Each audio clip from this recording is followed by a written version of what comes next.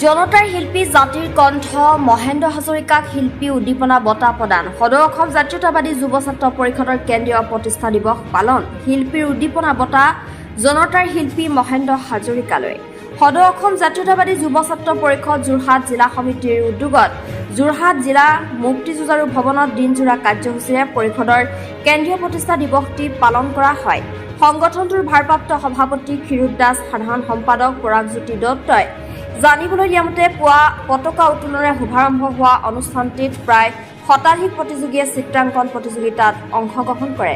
সম্বৰ্ধনা আৰু বঁটা বিতৰণী অনুষ্ঠানত জনতাৰ শিল্পী জাতিৰ কণ্ঠ মহেন্দ্ৰ হাজৰিকাক শিল্পী উদ্দীপনা বঁটা প্ৰদান কৰে সদৌ অসম জাতীয়তাবাদী যুৱ ছাত্ৰ পৰিষদে। এই বঁটাত এখন গামোচা, চেলেং চাদৰ, এটা জাপি, এটি স্মাৰক, এখন সম্বৰ্ধনা পত্ৰ আৰু 10,000 টকাৰে সন্মান জনায়। লগতে এই সম্বৰ্ধনা জনায় বিশিষ্ট সমাজকৰ্মী তথা পৰিৱেশ সংৰক্ষক বিপুল হাজৰিকাদেৱক। উক্ত অনুষ্ঠানটিত পৰিষদৰ কেন্দ্ৰীয় সমিতিৰ সভাপতি ছাইদুৰ ৰহমান, কেন্দ্ৰীয় সমিতিৰ সাধাৰণ সম্পাদক নিপন গগৈ, কেন্দ্ৰীয় সমিতিৰ উপ সভাপতি অৰূপ বৰা, যোৰহাট জিলাৰ উপদেষ্টা ৰিতুল পাঠকে প্ৰমুখ্য কৰি যোৰহাট জিলা সমিতিৰ বিষয়ববীয়া, গোলাঘাট জিলাৰ বিষয়ববীয়াৰ লগতে কেইবাখনো জিলাৰ প্ৰতিনিধি উপস্থিত থাকে। গানে গানে বিচাৰিলো কতদিন কত ৰাতি, জ্বলিল তাৰ কত ভাতি, নাহিলে এদিন। গানে গানে তোমাক বিচাৰিলো কতদিন কত ৰাতি, বিচাৰি আছো লগেই পোৱা নাই, ক'ব নোৱাৰো।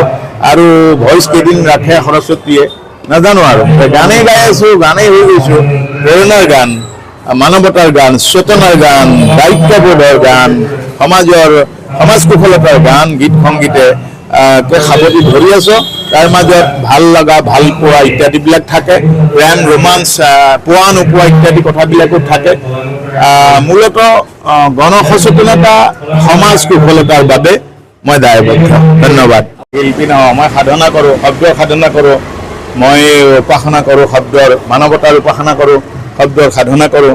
গতিকে বোধহয় অলপ বেছি বুষ্ট কৰি দিছে মোক, বেছিকৈ মানে প্ৰবলতাটো বঢ়াই দিছে। এতিয়া দায়িত্বটো বেছিয়ে বাঢ়ি গ'ল। এতিয়া মোৰ টেনশ্যনেই হৈ গ'ল, পাৰিম নে নোৱাৰিমতো নহয় আৰু, নোৱাৰিমতো বেয়া কথা। মনটো বেছি ভাল লগা হৈ গৈছে। সেইকাৰণে আৰু দায়িত্ব আছে এনেধৰণৰ শ্ৰদ্ধাশীল, চিন্তাশীল যিসকল দল সংগঠনে যদিহে প্ৰজন্মৰ কাৰণে এনেধৰণৰ অনুপ্ৰেৰণামূলক এনেধৰণৰ আয়োজনবিলাক নকৰে, মানুহে সাহস আৰু চেতনা প্ৰজন্মৰ যুগে যুগে ক'ৰ পৰা বাঢ়িব, কোনে কৰি দিব? তো ৰাজনীতি বস্তুটো ৰাজনীতি ফালেই গৈ থাকে, ভোটকেন্দ্ৰিক বস্তুটো। তো ৰাস্তাটো ভাল কৰিবলৈ আকৌ ৰাইজেই ক'ব লাগিব, ইত্যাদি ধৰণৰ গণসচেতনতাৰ কাৰণে এই যাত্ৰা বিশেষকৈ অসমত অবিৰত অনন্তপৰৰ যাত্ৰা হৈ থাকিব।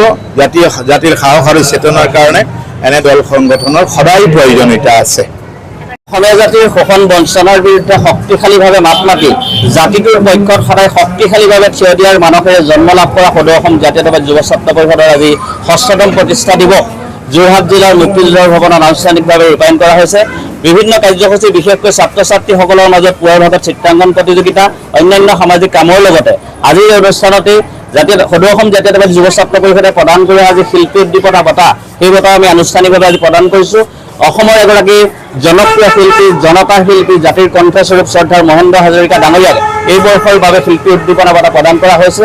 গতিকে আজিৰ দিনটোৰ এই কাৰ্যসূচী আনুষ্ঠানিকভাৱে ৰূপায়ণ কৰি এই মঞ্চতে সদৌ অসম জাতীয়তাবাদী যুৱ ছাত্ৰ পৰিষদৰ প্ৰত্যেকজন আমি সদস্যই আনুষ্ঠানিকভাৱে সংকল্প গ্ৰহণ কৰিছোঁ যে অনাগত দিনতো অসমীয়া জাতিটোৱে সন্মুখীন হোৱা যিখিনি সমস্যা, এই সমস্যা আজিৰ ক্ষেত্ৰত আপোচবিহীনভাৱে সম্পূৰ্ণ শক্তিশালীভাৱে আমি প্ৰতিটো মুহূৰ্তত থিয় হৈ যাম।